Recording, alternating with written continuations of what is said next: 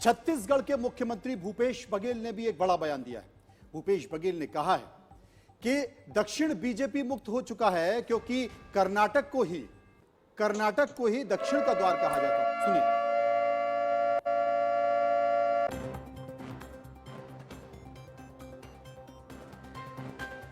कुल मिलाकर के एक तरीके से तंज भी देखा जा सकता है मनोज कि कांग्रेस मुक्त भारत जिस तरीके से 2014 से एक मिशन शुरू किया या भारतीय जनता पार्टी हमेशा से बोलती आई है और आज कांग्रेस की इतनी बड़ी जीत, तो भूपेश बघेल जो खुद कांग्रेस के मुख्यमंत्री हैं, दक्षिण बीजेपी मुक्त हो गया है।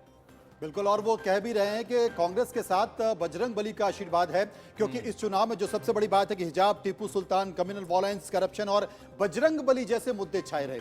भारतीय जनता पार्टी ने अंतिम समय में जिस तरीके से चुनावी सभाओं में बजरंग बली का जिक्र किया, उससे लगा कि भारतीय कांग्रेस अपने आप को बचाव की मुद्रा में आ गई और तमाम कांग्रेस के नेता अपने पीछे, अपने साथ में और तस्वीरों के साथ ये टीवी डिबेट में अपनी जेब से वो बजरंग बली की तस्वीर निकाल कर दिखाने लगे कि भैया हम बजरंग बली के पक्के भक्त हैं। आप इस तरीके से तस्वीरों को बदलने की कोशिश ना करें, आप इस तरीके से संकेत और संदेशों को बदलने की कोशिश ना करें। लेकिन अब चूंकि कर्नाटक में जो रुझान इस वक्त हमें दिखाई दे रहे हैं और यह माना जा रहा है कि करीब करीब यही स्थिति ही रहने वाली है, कांग्रेस को स्पष्ट बहुमत कर्नाटक की राजनीति में, कर्नाटक राज्य में मिलता हुआ दिखाई दे रहा है। बीजेपी 70 के आसपास मौजूद है और जेडीएस को भारी नुकसान यहां पर हुआ है। 24 के आसपास जेडीएस बना हुआ है और निर्दलीय करीब 7 के आसपास बने हुए। तो कुल मिलाकर कांग्रेस ये मान चुकी है, इसलिए कांग्रेस पलटवार भी कर रही है। वहीं मध्य प्रदेश से खबर आ रही है कि कमलनाथ ने बोला है कि बीजेपी खरीद फरोख्त कर सकती है। यानी कि कांग्रेस शुरू में ही हमने ये खबर आपको बताई थी कि कैसे फूंक फूंक कर कदम रख रही है और मल्लिकार्जुन खड़गे ने तमाम विधायकों को बुलाया है, विधायक दल की मीटिंग भी बुलाई गई है और सभी विधायकों से संपर्क रखा गया है। और ऐसे में कमलनाथ ये कह रहे हैं कि खरीद फरोख्त कर सकती है बीजेपी। लेकिन ठीक है, कमलनाथ कह रहे हैं, तो मुझे लगता है कि 120-22 के एक बार सुन भी लेते हैं, लेकिन 120-22 के करीब अगर टैली ठहर जाती है, स्पष्ट बहुमत हो जाता है, मुझे नहीं लगता इसकी कोई बहुत ज्यादा जरूरत होगी। जी, कांग्रेस का बहुत अच्छा प्रदर्शन है और ये निश्चित है कि कांग्रेस की सरकार बनेगी। भारतीय जनता पार्टी का प्रयास रहेगा कि अन्य पार्टियों से या स्वतंत्र उम्मीदवारों से मिलकर खरीद फरोख्त करें, सौदा करें, जो उन्होंने हमेशा किया, अरुणाचल प्रदेश से शुरू किया था। ये सौदे की राजनीति की शुरुआत जो इन्होंने करी अरुणाचल प्रदेश से, ये अभी तक खत्म। आपने भूपेश बघेल को सुना जो कि छत्तीसगढ़ में मौजूद है। उन्होंने स्पष्ट ये बताने की कोशिश की कि बजरंग बली का आशीर्वाद कांग्रेस के साथ है। आपने कमलनाथ को सुना जो कि मुरैना में मौजूद है, मध्य प्रदेश के मुरैना में। वहां पर उन्होंने एक चुनावी सभा को संबोधित किया है, एक जनसभा को संबोधित किया है। संकेतों पर साफ दिखाई दे रहा है उनके चेहरे का कॉन्फिडेंस की उम्मीद है कर्नाटक के बाद अब मध्य प्रदेश में इसका फायदा मिलेगा। हम सीधे चलेंगे कांग्रेस नेता प्रमोद तिवारी के पास, वो इस वक्त हमारे साथ मौजूद हैं। प्रमोद जी, इंडिया न्यूज में आपका स्वागत है। क्या कहें, ना हिजाब चला, ना टीपू सुल्तान चला, ना कम्युनल वॉयलेंस चला और ना बजरंग बली चला।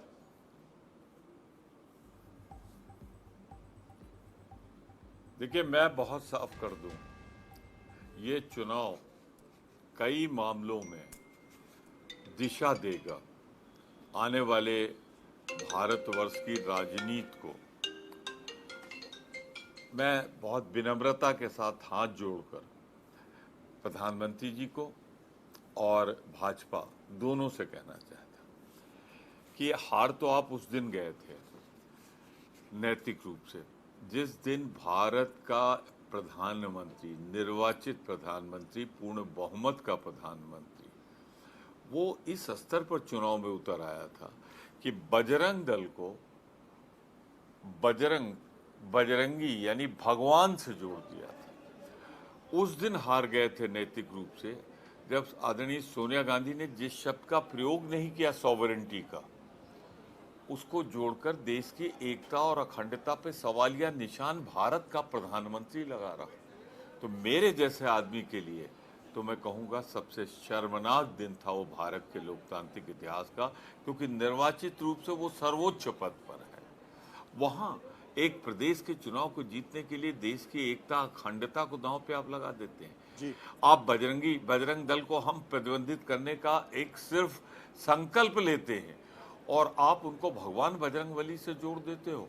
और उस दिन लोकतंत्र पर सबसे गहरी चोट लगी थी जिस दिन आपने कहा था जब बटन दबाना तो बोलना बजरंगबली की जय।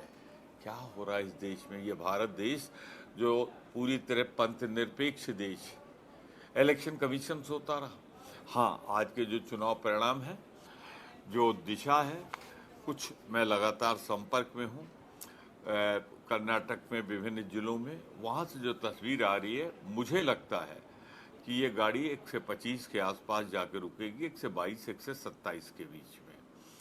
और निर्णायक प्रश्न सीधे तौर पर रूप ये से उठता है कांग्रेस कि वहाँ आखिरकार सरकार में है। कौन सा ऐसा मुद्दा रहा जिसके बलबूते आप शुरुआती रुझान में जो बहुमत का आंकड़ा है उसको आप पार करते हुए दिख रहे हैं? कौन सा ऐसा मुद्दा? देखिए, जब सरकारें चुनी जाती हैं तो कुछ आशा और उम्मीद से। ये चुनी हुई सरकार नहीं थी, चुराई हुई सरकार थी। बहुमत को खरीद के, बहुमत को डरा के, ईडी सीबीआई के इस्तेमाल करके बनी थी। और जिस तरह 40%, फिर से दोहरा दूं, 40% कमीशन, ये कांग्रेस नहीं कह रही थी, ये वहाँ का आम आदमी कह रहा था। तो वहाँ के आम आदमी के जहन में बैठ गया था कि ये एक भ्रष्ट सरकार है जिसमें ऊपर से नीचे तक सब शामिल हैं। तो एक तो भ्रष्टाचार का बड़ा मुद्दा, दूसरा कोई भविष्य के जो सपने दिखाए थे बेरोजगारी का, वो भी नहीं चला। वो पूरी तरह 4 साल 3 साल जो भी चलाया इन्होंने, वो बढ़ता ही गई खाई। और फिर उसके बाद एक चीज जो देखने को मिली वहां पे कि इन्होंने खाई और बढ़ाई, जाति सब वहाँ पे कास्ट है, इन सब को मिला के। तो जरा कर्नाटक की जनता, उसे ये स्वीकार्य नहीं हुआ और उसने मन बना लिया था। और जो मन पहले बनाया था, इन सारे मुद्दों से 5-10 सीटें इधर से उधर हुई हों, अदरवाइज तो ये मान के आप चलिए कि ये मन 3 महीने 4 महीने पहले जब भारत जोड़ो यात्रा में मैं गया था वहाँ राहुल जी के साथ, तो मैंने लोगों के जहन में ये देखा था, एक मन में देखा था। वो कहते थे आनंद जी ये देख लीजिएगा परिणाम, और वही परिणाम आया। प्रमोद जी तो एक मैं मुद्दा, राकेश जी एक प्रमोद जी ऐसा एक समझता मुद्दा। हूँ। जी जी जी जी बोलिए प्रमोद जी। नहीं आप बताएं। प्रमोद जी, प्रमोद जी एक मसला आपने जो कि जिक्र किया, महत्वपूर्ण मुद्दा राकेश जी, राकेश, एक मुद्दा सवाल है। मैं पूछना चाह रहा था। प्रमोद जी ने जिक्र किया भारत जोड़ो यात्रा का। प्रमोद जी, क्योंकि आप बहुत प्रोमिनेंटली भारत जोड़ो यात्रा में उस वक्त नजर आ रहे थे, सबसे ज्यादा वक्त राहुल गांधी ने कर्नाटक में बिताया, हालांकि उस वक्त चुनाव बहुत दूर थे, चुनावों का कोई ऐसा जिक्र नहीं था। लेकिन आज जब आप देखते हैं पूर्ण बहुमत, तो जीत का सेहरा फिर आप किसके सिर बांधते हैं? डी के शिव कुमार जो कि लगातार लीड कर रहे थे और पूरे कांग्रेस को कर्नाटक में एकजुट रखा, सिद्धरमैया का एक्सपीरियंस, मल्लिकार्जुन खड़गे कांग्रेस के अध्यक्ष, और ऐसे में राहुल गांधी और प्रियंका गांधी जाते हैं और वहां पर युवाओं के बीच बैठना और तमाम लोगों को इकट्ठा करना। जीत का सेहरा क्या राहुल गांधी, प्रियंका गांधी के सर? देखिए, मेहनत तो कांग्रेस कार्यकर्ता की, तो मैं तो कांग्रेस कार्यकर्ता को इसका सेहरा देता हूँ, बांधता हूँ उनके सिर पे। पर नेतृत्व ने भी कमाल किया। सोनिया जी तमाम अटकलें लोग लगा रहे थे, पर उसके बाद भी गई चुनाव प्रचार में, कैसे हम भूल सकते हैं। राहुल जी ने एक सधा हुआ प्रचार किया, प्रियंका जी ने जाके जो कम्युनिकेट किया, मैं कहूँ उनके भाषण में कम्युनिकेशन ज़्यादा था जी। मल्लिकार्जुन खड़गे डिसाइडिंग फैक्टर बने, उन्हें राष्ट्रीय अध्यक्ष बनाना, कांग्रेस का कर्नाटक को जो महत्व दिया वो भी एक था।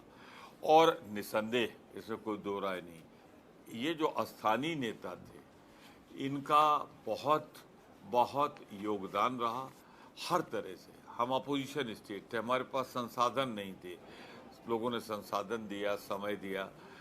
पर कुल मिलाकर धन्यवाद दूंगा भाजपा को, जिसने 40% का भ्रष्टाचार करके दक्षिण में सुपड़ा साफ कर दिया भाजपा का। अब कोई नहीं बची स्टेज। बिल्कुल प्रमोद जी, एक- इस तरह के संकेत भी दिखाई ये दे रहे मैं थे और ये टेलर लग भी रहा था मानता कि ऐसा हो सकता है। आपका बहुत बहुत शुक्रिया फिर तो- तमाम मुद्दों पर बात करने के लिए। कुल मिलाकर एक बार फिर से रुझान आपको बता दें कि रुझान क्या कहते हैं। कांग्रेस लगातार बढ़त बना रही है। 124 सीटों पर कांग्रेस आगे चल रही है। पूर्ण बहुमत। 124 सीटों पर पूर्ण बहुमत से काफी आगे। और भारतीय जनता पार्टी की जो टैली है वो धीरे धीरे नीचे आती जा रही है। अब वो 70 पर पहुंच गई है। ये आंकड़ा और भी घट सकता है। यानी कि तमाम राजनीतिक पंडित सचिन, हम लोग जिस तरीके से लगातार 24 घंटे से बात कर रहे हैं, चर्चा कर रहे हैं, उसमें यह माना जा रहा है कि कर्नाटक के चुनाव में पूरी जो रणनीति है वो केंद्रीय नेतृत्व ने बनाई थी। ये चुनाव की पूरी कमान केंद्रीय नेतृत्व ने तैयार की थी। स्थानीय नेताओं को पूरी तरह से दरकिनार किया गया था। जो जनाधार वाले नेता हैं उन्हें दरकिनार किया गया था। पीढ़ी परिवर्तन का प्रयास किया गया था। पीढ़ी परिवर्तन का प्रयास किया गया था। लेकिन ये जो तरीका था भारतीय जनता पार्टी का, या ये जो प्रयास था, ये रणनीति थी, वो पूरी तरह से गलत साबित हुई है। 70 सीटों पर, इससे भी नीचे। आप देखिए, तस्वीरों में ये जीत देखिए, के सबसे बड़े DK हीरो कह शिव सकते कुमार हैं। हाथ जोड़कर खड़े हुए जनता का अभिवादन स्वीकार कर रहे हैं। लेकिन अभिवादन करने के बाद वो अंदर जाते हुए, लेकिन क्या ये राज्य का चेहरा होंगे मुख्यमंत्री पद पर? यह भी अपने आप में बड़ा सवाल है। और इन सब के बीच एक और चेहरा, सिद्धरमैया अपनी विधानसभा में पहुंच चुके हैं, अपने कार्यकर्ताओं के साथ बैठे हुए हैं और इंतजार इस बात का कर रहे हैं कि दिल्ली की रणनीति क्या होती है। आप देखिए, तस्वीरें देखिए। बहुत कम देखने को मिलती हैं, लेकिन ऐसी तस्वीरें अब देखने को मिलने लगी हैं। हिमाचल में भी देखा था हमने, और अब ये देखिए कांग्रेस के जश्न की तस्वीरें।